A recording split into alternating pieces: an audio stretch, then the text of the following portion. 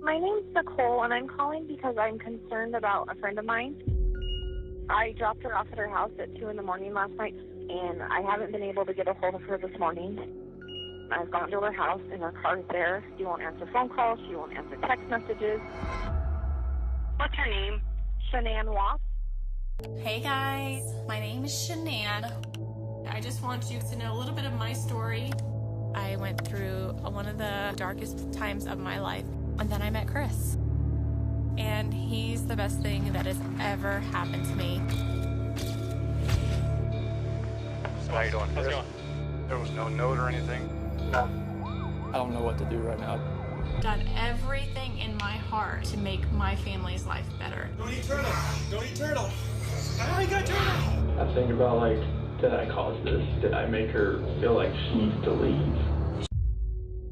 On August 13th, 2018, Chris Watts stood in front of television cameras in Frederick, Colorado, his voice breaking as he begged for his missing family to come home. His pregnant wife, Shanann, and their two little daughters, 4-year-old Bella and 3-year-old Celeste, had vanished without a trace from their suburban home. But what viewers didn't know was that this desperate father already knew exactly where his family was. Have you ever trusted someone with everything, your love, your safety, only to find out they were hiding a life you never could have imagined? Chris Watts was the neighbor everyone trusted, the guy who waved hello every morning, worked hard at his job with Anadarko Petroleum, and posted happy family photos on social media. But sometimes the people closest to us are hiding the most shocking secrets. This is the true crime story of how a man fooled an entire community, law enforcement, and even his own parents while concealing one of the most horrific family annihilation cases in American history. What really happened inside that house on Saratoga Trail will challenge everything you think you know about the people in your own life. Before we continue, please like and subscribe to our channel and turn on the notification bell to stay updated. Your support means the world to us. We truly appreciate it. Let us know in the comments where you're watching from. Thank you. The Watts family looked like they had it all figured out. Shanann regularly posted videos and photos on Facebook, showing family vacations, birthday parties, and everyday moments with Bella and Celeste. She promoted Thrive health products through Lavelle, often featuring Chris in her posts as the supportive husband who used the supplements and felt amazing. Their 5-bedroom house at 2.8-2.5 Saratoga Trail in Frederick looked like the American dream come true. But the reality was completely different. In 2015, just 2 years after buying their $400,000 home, Chris and Shanann filed for Chapter 7 bankruptcy. They owed nearly $450,000 while making only around $100,000 combined per year. Credit card debt, mortgage payments, and the costs of Shanann's Thrive business were crushing them financially. Chris worked long hours as an oil field operator, while Shanann tried to build her direct sales income from home. By early 2018, their marriage was falling apart. Chris had started an affair with his co-worker, Nickel Kessinger. He told Nickel he was separated and getting divorced. Nickel had no idea Chris was still living with his wife and children, or that Shanann was pregnant with their 3rd child. Chris was living 2 completely separate lives. Shanann was excited about the new baby. She had already picked out the name Nico and was 15 weeks pregnant. She posted about her pregnancy journey and talked about how their family was growing. Meanwhile, Chris was planning weekend getaways with Nickel and telling her he wanted a future together. The contrast was staggering. While Shanann was preparing baby clothes and planning for 3 children, Chris was researching apartments for his new life with his mistress. While Shanann posted about family togetherness, Chris was deleting text messages and hiding his phone. On Friday, August 10th, 2018, Shanann left for Phoenix, Arizona on a business trip for Lavelle. She was attending a company event with other Thrive promoters, excited about growing her business to support their expanding family. This trip would give her a chance to network and learn new sales strategies while Chris stayed home with Bella and Celeste. For Chris, this weekend represented something entirely different. With Shanann away, he had Nickel Kessinger over to his house. They spent time together, as if they were already a couple living in their own home. Nickel later told investigators that Chris acted like a single man during this visit. He showed no signs of being a father or having family responsibilities. While Shanann posted photos from Arizona showing her excitement about the business conference, Chris was living his fantasy life with his girlfriend. He cooked for Nickel, they watched movies, and spent the night together in the bed he shared with his pregnant wife. The children were there, but Chris treated the weekend like a preview of his new life. Shanann's friend Nicole Atkinson drove her home when she returned to Denver late Sunday night. They talked during the drive about Shanann's concerns with her marriage. Shanann had noticed Chris was distant and cold recently. She suspected something was wrong, but didn't know about the affair. At exactly 1:48 a.m. on Monday, August 13th, Nicole dropped Shanann off at 2.8-2.5 Saratoga Trail. Shanann texted Chris that she was home and went upstairs to their bedroom.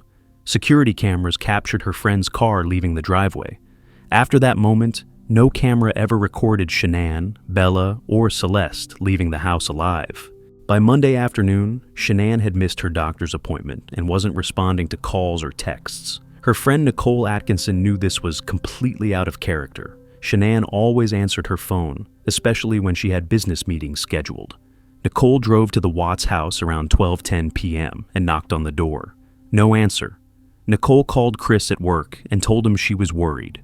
Chris told her Sean seemed normal when he left for work at 5:15 a.m. But Nicole wasn't satisfied. She called the Frederick Police Department and requested a welfare check. When Officer Scott Kuntz arrived at 1:40 p.m., Chris had returned from work. He gave permission to search the house, acting like a concerned husband. But what police found didn't match Chris's story. Shanann's purse was still there with her keys, wallet, and lupus medication inside. Her cell phone was wedged between couch cushions. Her car was in the garage with both car seats still installed. Most telling of all, her wedding ring was sitting on the bedside table. Chris told Officer Kuntz that Shanann had taken the girls to a friend's house, but he couldn't explain why she would leave without her phone, medication, or car seats for the children. That evening, Chris appeared on Denver television stations KMG, HTV, and KUSA-TV. He spoke directly to the cameras, asking for his family's safe return. But his performance raised red flags for anyone watching closely. Chris showed no tears, spoke in a monotone voice, and kept checking his phone during the interviews. When asked about his marriage, he claimed everything was fine. Body language experts who later analyzed the footage pointed out Chris's lack of genuine emotion. He used past tense when talking about his family, saying "they were" instead of "they are." His neighbor Nate Trinastic immediately suspected Chris was lying after watching the news interviews. The FBI and Colorado Bureau of Investigation joined the case on Tuesday, August 14th. They reviewed the neighbor's security footage, which showed Chris loading something into his truck at 5:17 a.m. on Monday morning. The footage was grainy, but investigators could see Chris backing his work truck partway into the garage, which was unusual since he typically parked in the driveway. On Wednesday, August 15th, investigators asked Chris to take a polygraph test. Chris agreed, confident he could pass. The test results were devastating for his story. Chris failed spectacularly, receiving one of the lowest scores the examiner had ever seen. Every question about his family's disappearance showed clear signs of deception. FBI agent Dave Graham confronted Chris about the polygraph results immediately after the test. Chris initially denied lying, but Graham told him directly that he didn't believe his story. The pressure was mounting, and Chris's carefully constructed lies were falling apart. During the polygraph session, Chris finally admitted to having an affair with Nickel Kessinger. This was the first crack in his story. Once he admitted to one lie, investigators knew there were more. The question was no longer whether Chris was lying, but what exactly he was hiding about his family's disappearance. FBI agent Dave Graham was an expert at reading people, and Chris Watts was an open book. Graham knew Chris was guilty, but he needed a confession to find Shanann, Bella, and Celeste. The interrogation room became a chess match between a seasoned investigator and a desperate liar. Graham used a calculated strategy. He sat next to Chris instead of across from him, creating the illusion they were working together as a team. He spoke softly and offered Chris water, positioning himself as the good guy who just wanted to help find the missing family. "I can tell there's something you're not telling me," Graham said calmly. "I simply do not believe you." He pointed out inconsistencies in Chris's story. Why didn't Chris call 911 when his family disappeared? Why did he call the daycare to remove the girls from their program? Why was Shanann's phone turned off and hidden in the couch? Chris stuck to his story for hours. He insisted he had no idea what happened to his family, but Graham kept applying pressure, using a technique called stacking, where he presented one piece of evidence after another: the neighbor's security footage, the failed polygraph, the affair with Nicole Kessinger. Graham then shifted tactics. He started blaming Shanann for the family's problems, calling her controlling and difficult. This approach worked. Chris began nodding and agreeing. Graham was giving him permission to see himself as the victim. "Did Shanann do something to them?" Graham asked directly. This was Chris's way out, and he took it. Chris finally broke down in tears, but not for his missing family. He cried for himself. He told Graham that Shanann had killed Bella and Celeste after he asked for a divorce. According to Chris, he killed Shanann in a rage after discovering what she had done to their daughters. This confession was also a lie, as investigators would later prove, but it gave them what they needed most: location. "Where are they?" Graham asked. Chris told them about Anadarko Petroleum Works Site 319, where he had taken the bodies. Shanann was buried in a shallow grave. Bella and Celeste were stuffed through 8-inch openings into crude oil storage tanks. The interrogation lasted over 5 hours, but Graham had successfully broken through Chris's lies and recovered the victims. Chris thought his story would make him look like a man who snapped in a moment of rage rather than a cold-blooded killer who planned everything. On August 16, 2018, investigators arrived at the remote Anadarko work site where Chris had directed them. They found exactly what he described. Shanann's body was in a shallow grave, still wearing the same clothes from her business trip. The 2 oil tanks contained an even more heartbreaking discovery. Bella and Celeste's small bodies had been forced through the narrow 8-inch hatches. The medical examiner found scratches on Bella's body from being pushed through the opening. A tuft of blonde hair was stuck to the edge of one hatch. These details would later prove Chris's confession about Shanann killing the children was completely false. The real story emerged through additional confessions and evidence. Chris had ended Shanann's life during an argument about their marriage in the early morning hours of August 13th. When 4-year-old Bella walked in and witnessed what happened, Chris told her that Mommy was sick. He then loaded all 3 bodies into his work truck and drove to the oil field. The most devastating truth was that Bella and Celeste were still alive during that drive. Chris ended their lives at the work site, not in their home as he had claimed. This revelation proved the murders were not a crime of passion, but a calculated decision. Chris was charged with 5 counts of first-degree murder, unlawful termination of pregnancy, and tampering with deceased human bodies. Prosecutors initially sought the death penalty, but Shanann's family requested it be removed from the table. On November 6, 2018, Chris pleaded guilty to all charges. 3 weeks later, he received 5 life sentences without the possibility of parole, plus additional years for the other charges. During the sentencing hearing, Shanann's father, Frank Razuchek, addressed the court.